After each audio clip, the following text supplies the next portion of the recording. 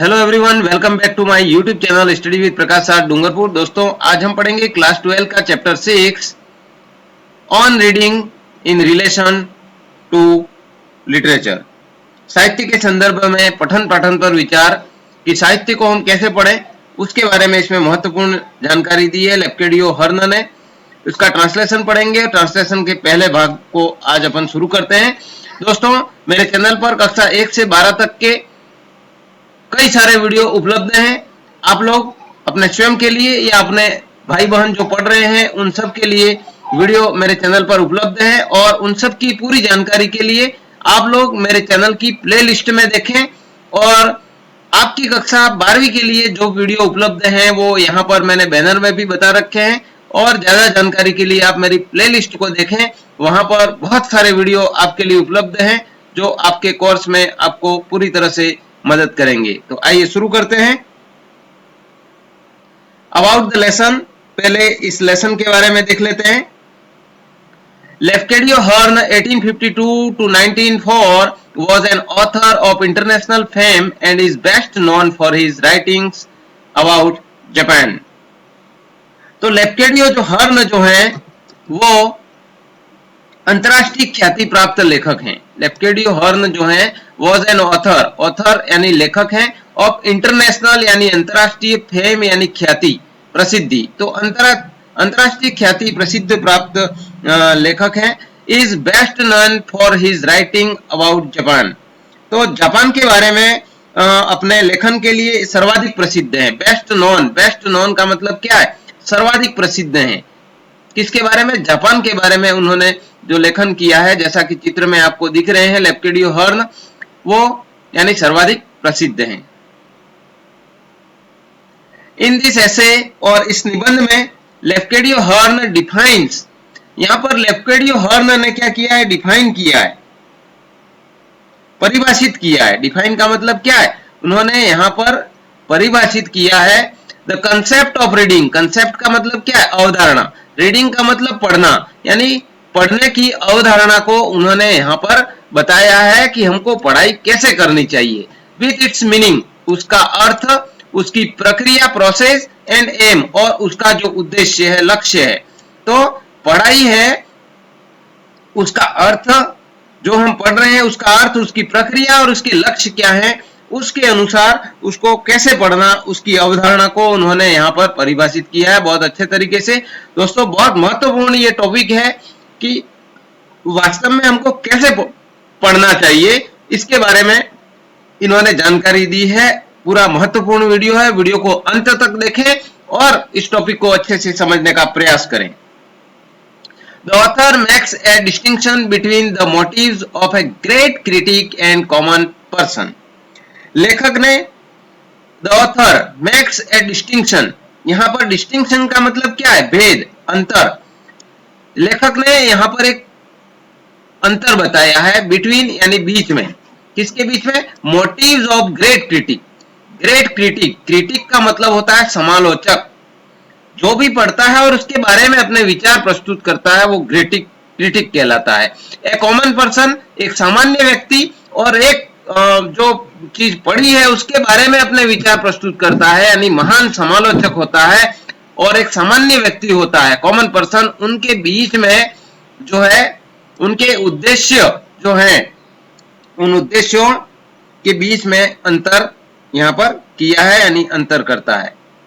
He states that, और यहां पर उन्होंने वर्णन किया है। स्टेट्स का मतलब यहां पर वर्णन करने से है, बताने से है। That great and scientific book, एक महान और वैज्ञानिक पुस्तक, साइंटिफिक बुक का मतलब वैज्ञानिक पुस्तक, एक महान और वैज्ञानिक पुस्तक कंटेन्स यूनिवर्सल ट्रूथ। कंटेन्स का मतलब होता है उसमें क्या? यूनिवर्सल ट्रूथ का मतलब सार्वभौमिक सत्य।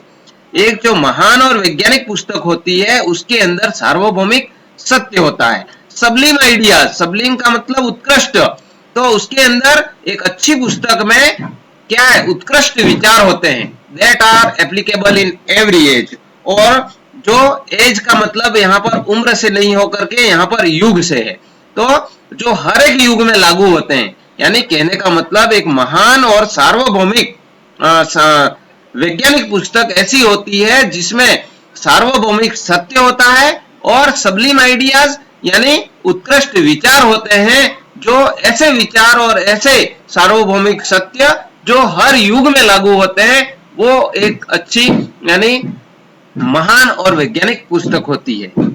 At every additional time, a great book unfolds to the reader a new meaning. और at every additional यानी every additional का मतलब आगे आने वाले समय में, additional time अतिरिक्त समय यानी जो आगे आने वाला समय होता है, उस समय में एक ग्रेट बुक यानी एक महान पुस्तक unfolds का मतलब क्या है? उजागर करती है। क्या उजागर करती है? To the reader a new meaning। और जो पढ़ने वाला है, पाठक है, जो उस पुस्तक को पढ़ रहा है, उसके लिए वो आने वाले समय में और नए मीनिंग, उसके नए अर्थ हैं, उनको क्या करती है? अनफोल्ड करती है, उनको उजागर करती है, यानी उसको नए नए अर्थ समझ में आने लगते हैं। And interpretation that leaves a permanent impression on his और हर माइंड। और इंटरप्रिटेशन का मतलब क्या है? प्रभाव। ऐसी पुस्तक को वो पढ़ता है जिसमें नए नए विचार वो समझने लगता है। That leaves a permanent impression. Leaves का मतलब छोड़ती है, परमानेंट का मतलब स्थायी और इंप्रेशन का मतलब प्रभाव।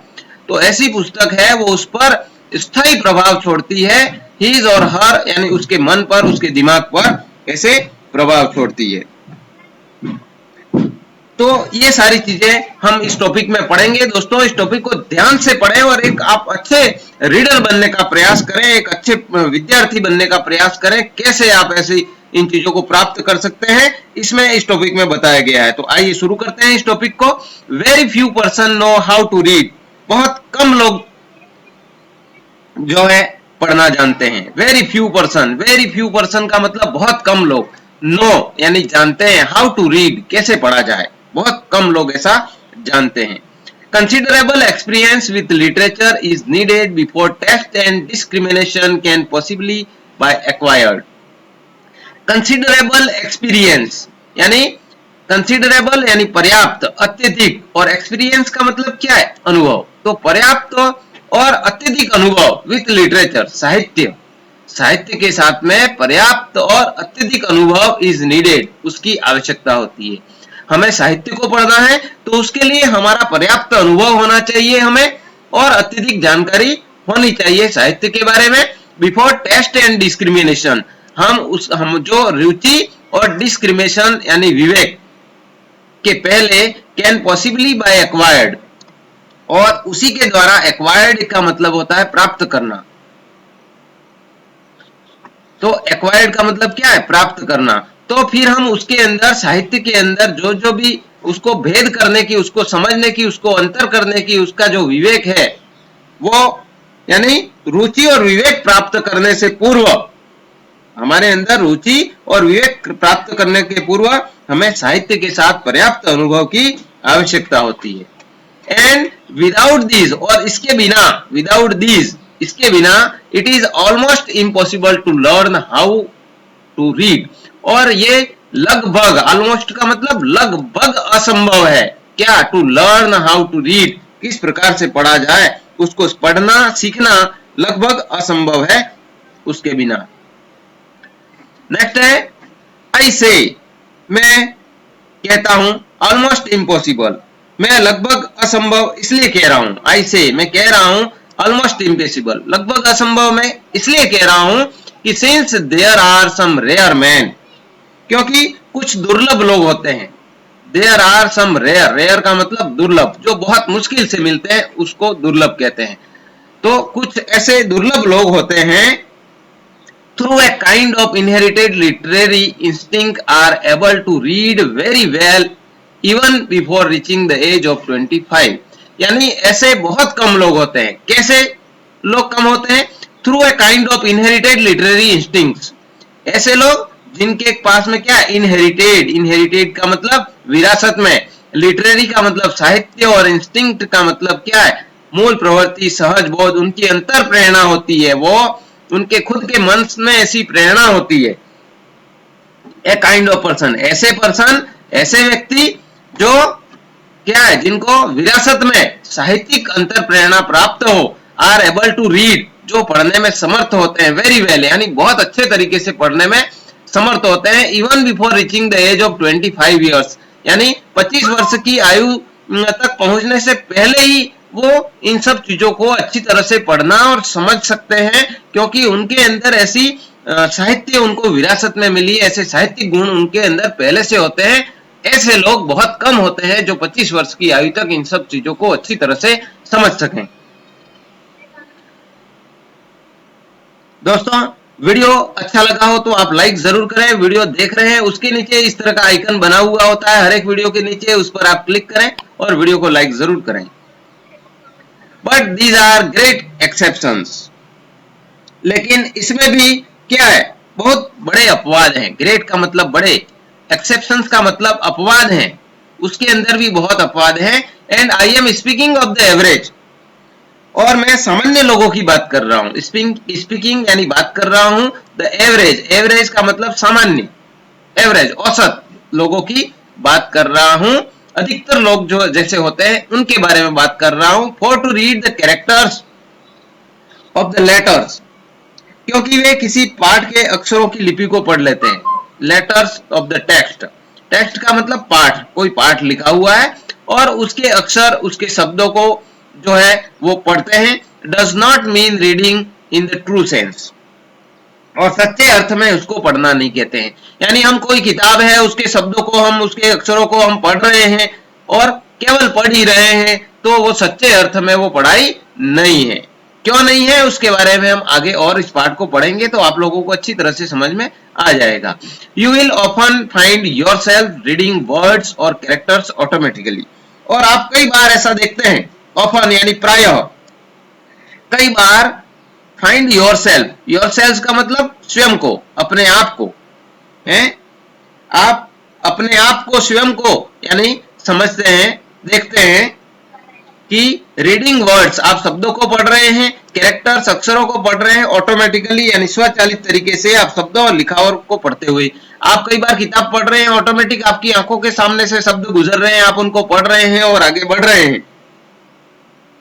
Even pronouncing them quite correctly, और यहां तक कि, इवन यहां तक कि, प्रोनाउंसिंग का मतलब उच्चारण, देम उनका, क्वाइट करेक्टली यानी बिल्कुल सही तरीके से। आप कोई शब्द या पाठ पढ़ रहे हैं, उसको जो है ऑटोमेटिकली, स्वचालित रूप से, आपको पता ही नहीं है और आप पढ़ते जा रहे हैं, पढ़ते जा रहे हैं, और उनका उच्चारण भी, यहां तक कि इनका उच्चारण भी बहुत सही कर रहे हैं। While your minds are occupied with a totally different subject, while का मतलब जबकि, your minds आपका दिमाग, are occupied उस पर जो है, आपके मस्तिष्क पर, occupied यानी उस पर आधिपत्य है, किसका, with a totally different subject, और डिफरेंट यानी भिन्न, पूरी तरह से, टोटली का मतलब पूर्णतः, आप डिफरेंट सब्जेक्ट यानी किसी अन्य विषय के बारे में सोच रहे हैं। कहने का मतलब आप कोई किताब पढ़ रहे हैं, उसके शब्दों को बराबर पढ़ रहे हैं, उसका उच्चारण भी बराबर कर रहे हैं, सब कुछ आपकी आंखों, आपकी नजरों के सामने गुजर रहा है और सब कुछ सही सही हो रहा है, लेकिन आपका दिमाग है वो किसी अन्य विषय पर सोच रहा है, उस पर किसी अन्य विषय ने अपना अधिकार कर लिया, आप उसके बारे में सोच रहे हैं। पढ़ भी बराबर रहे हैं लेकिन आपका दिमाग कहीं और सोच रहा है, और ऐसा तब आप पूरा पैराग्राफ या ऐसा कुछ पूरा पढ़ लेते हैं, उसके बाद आपको ध्यान आता है कि ये मैंने जो पढ़ा वो क्या पढ़ा, उसमें आपको कुछ पता ही नहीं है। तो इस तरह से पढ़ना होता है, उसको पढ़ना नहीं कहते हैं।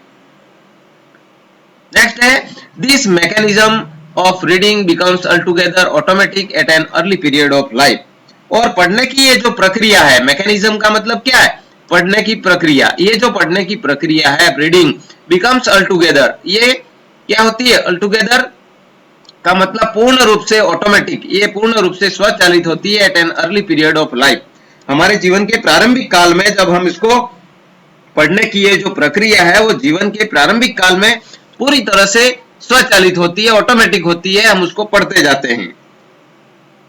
And can be performed irrespective of attention, और इसे ध्यान के बिना संचालित किया जाता है। परफॉर्म्ड यानी उसको यहाँ पर संचालित किया जाता है, इररेस्पेक्टिव, इररेस्पेक्टिव का मतलब लिहाज किए बिना, अटेंशन यानी हम ध्यान का लिहाज किए बिना, हमें उस चीज पर ध्यान ही नहीं है और उसको हम स्वचालित रूप से उसको हम पढ़ रहे हैं। Neither can I call it reading to extract the narrative portion of a text from the rest simply for one's personal amusement. और neither can I,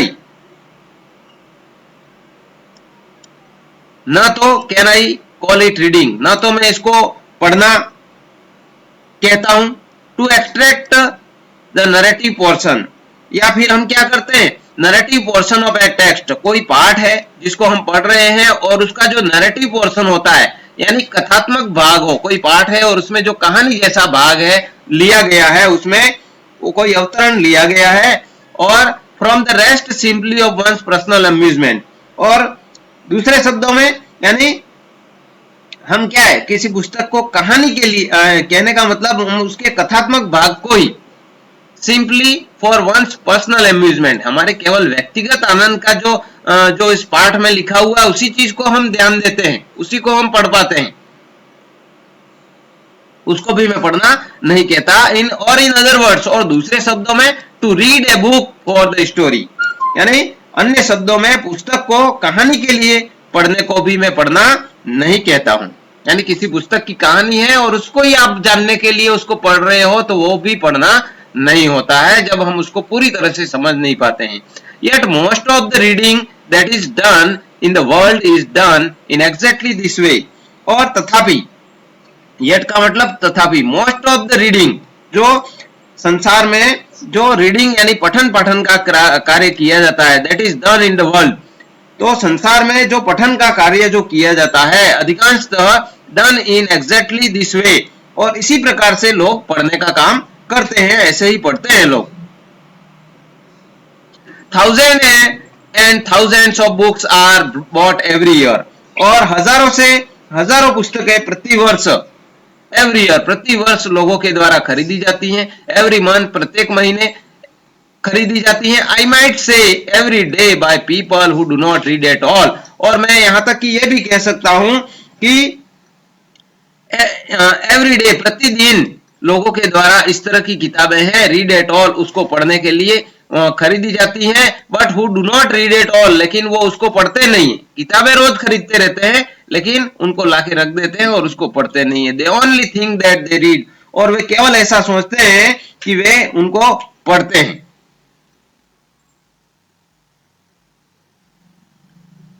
नेक्स्ट है, they buy books just to amuse themselves, वे सिर्फ मनोरंजन के लिए उन पुस्तकों को खरीदते हैं। दे बाय का मतलब क्या है, खरीदना, बुक्स उन किताबों को, जस्ट टू अम्यूज का मतलब आनंद प्राप्त करना, देमसेल्व्स यानी उनके स्वयं के आनंद को प्राप्त करने के लिए वे इस तरह की किताबें खरीदते हैं, या टू किल टाइम या समय को काटने के लिए, एज दे कॉल इट, जैसा वे कहते हैं कि वो समय को काटने के लिए, समय टाइम पास करने के लिए किताबों को खरीदते हैं, या खुद का आनंद प्राप्त करने के लिए, अम्यूज करने के लिए वो खरीदते हैं। In 1 hour or 2, their eyes have passed over all the pages. 1 या 2 घंटों में उनकी आंखें सभी पृष्ठों पर पास्ड वहां से गुम चुकी होती है, गुजर चुकी होती हैं। And there is a left in their minds a vague idea or two about what they have been looking at. और जिसे वे देख रहे होते हैं, जिसको वे देख रहे होते हैं उसके बारे में एक आध अस्पष्ट जानकारी उनके दिमाग में रह जाती है। ए वेग का मतलब अस्पष्ट, आइडिया का मतलब विचार, तो देयर इज ए लेफ्ट यानी बचता है, देयर माइंड्स उनके दिमाग में एक आध स्पष्ट आइडिया उनके मन में बचता है, उन्होंने पूरी चीज पढ़ ली है लेकिन आइडिया दिमाग में एक आध या 1 या 2 आइडिया इनके मन में उसके बारे में विचार रहते हैं, about what they have been looking at, जिसको उन्होंने देखा उसको वे पढ़ना मानते हैं। And this they really believe is reading, और इससे ज्यादा इसी को ही वे क्या करते हैं, पढ़ना मानते हैं। बिलीव इज रीडिंग, ऐसा वो विश्वास करते हैं, ऐसा वे मानते हैं कि यही पढ़ना होता है। Nothing is more common than to be asked, इससे ज्यादा सामान्य प्रश्न कोई नहीं हो सकता। नथिंग इज मोर कॉमन, सामान्य, इससे ज्यादा सामान्य कोई नहीं हो सकता, देन टू बी आस्क्ड, प्रश्न ऐसा कोई भी नहीं हो सकता जिसको पूछा जाए। Have you read such a book, प्रश्न क्या है, क्या आपने कभी कोई पुस्तक पढ़ी है, इस तरह का सामान्य प्रश्न किया जाता है। और टू हियर समबडी सेज, और आप फिर जो है किसी को ऐसा कहते हुए आप सुनते हैं, कहते हुए सुनना, कि क्या सुनना, I have read such and such a book. किसी को ये कहते हुए आपने सुना होगा कि मैंने अमुक अमुक पुस्तकें, ये पुस्तकें मैं पढ़ चुका हूं, इस तरीके से लोग कहते हैं। But this person do not speak seriously, किंतु ये लोग क्या है, गंभीरता पूर्वक नहीं कहते हैं, वो ऐसे ही कहते हैं मैंने ये किताबें पढ़ ली हैं, गंभीरता से नहीं कहते। दोस्तों वीडियो कैसा है उस पर कमेंट बॉक्स में, नीचे आप वीडियो देख रहे हैं वहां पर आप टाइप कर सकते हैं, ऐसा आपको दिखता है वहां पर आप टाइप करके कह सकते हैं वीडियो कैसा है, आपके लिए कितना उपयोगी है। आउट ऑफ 1000 पर्सन्स हु से, और हजारों ऐसे लोगों में से जो कहते हैं, हजारों ऐसे लोग, आउट ऑफ 1000 पर्सन हु से, जो कहते हैं I have read this and I have read that, मैंने ये पढ़ लिया है, मैंने वो पढ़ लिया है, इस तरीके से वो कहते हैं।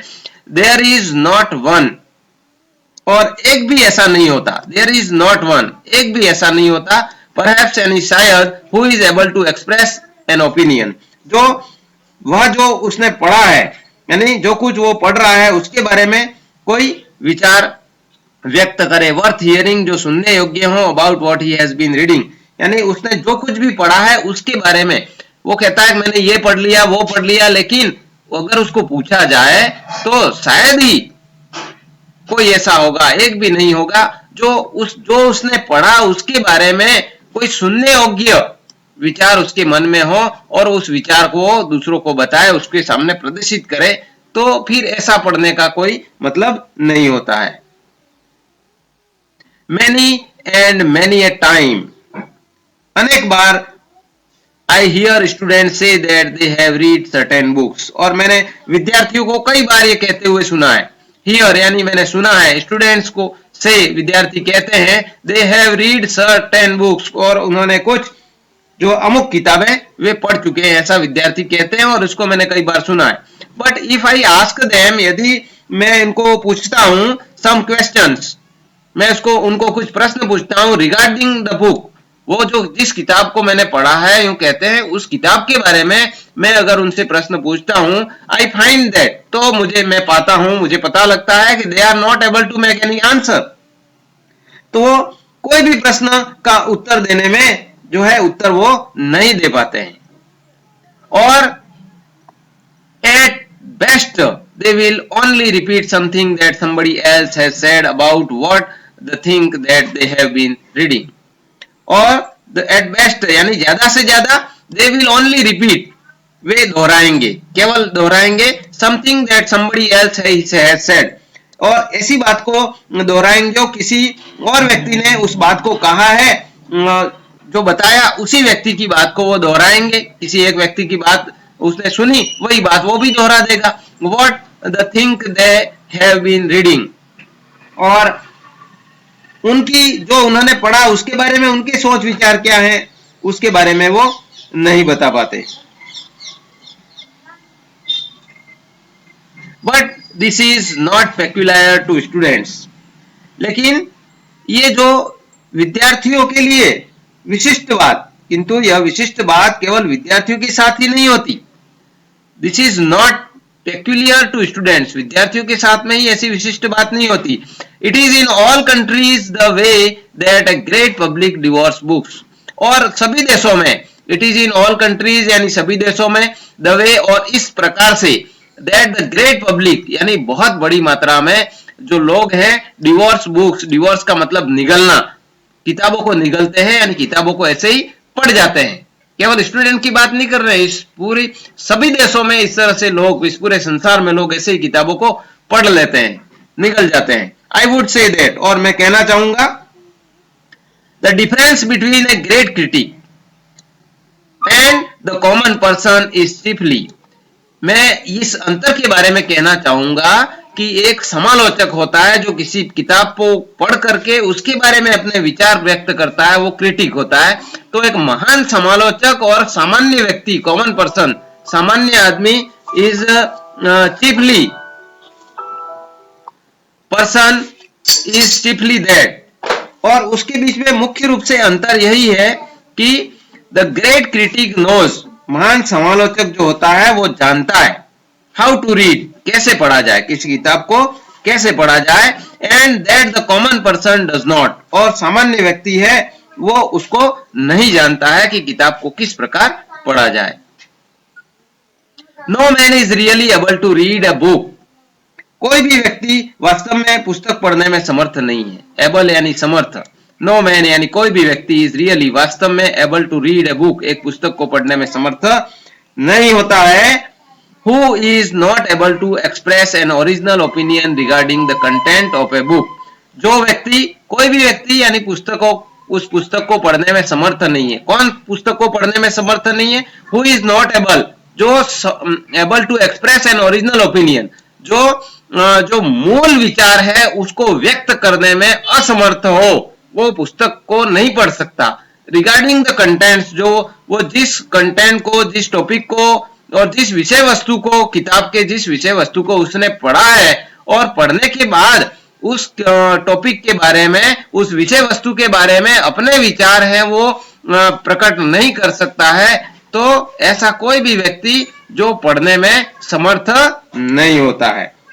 दोस्तों, हमें पढ़ाई वास्तव में कैसे करनी चाहिए उसके बारे में ये जो हमारा टॉपिक है उसको आप पूरा ध्यान से समझेंगे और पढ़ेंगे तो निश्चित रूप से इस टॉपिक से आपको बहुत कुछ प्राप्त होने वाला है, जो आपके जीवन में बहुत ज्यादा उपयोगी है। परीक्षा के लिए तो है ही, लेकिन आपके जीवन के लिए भी बहुत ज्यादा उपयोगी है। दोस्तों, अगर आप मेरे चैनल पर नए हैं या फिर आपने अभी तक मेरे चैनल को सब्सक्राइब नहीं किया है तो आप वीडियो देख रहे हैं उसके नीचे सब्सक्राइब बटन पर क्लिक करें, साथ ही उसके बेल आइकन पर क्लिक करके ऑल नोटिफिकेशन को ऑन कर लें, ताकि मेरे हर प्रकार के वीडियो की जानकारी आपके यूट्यूब पर ऑटोमेटिक मिल जाए और आप किसी भी वीडियो से वंचित नहीं रहे। दोस्तों, वीडियो अच्छा लगा हो तो अपने जो दोस्त हैं, साथी हैं, जो पढ़ने वाले हैं, उनको आप वीडियो देख रहे हैं उसके नीचे इस तरह का आइकन है, उस पर क्लिक करके वीडियो को शेयर जरूर करें। Thanks for watching chapter 6 on reading relation to literature. Keep learning, study with Prakash Sadh, Dungarpur. दोस्तों, मिलते हैं इसके दूसरे भाग में जो बहुत ही ज्यादा महत्वपूर्ण है, और मेरे साथ बने रहें और वीडियो को लगातार देखते रहें और परीक्षा की तैयारी करते रहें। मिलते हैं अगले वीडियो में, तब तक के लिए धन्यवाद। जय हिंद, जय भारत।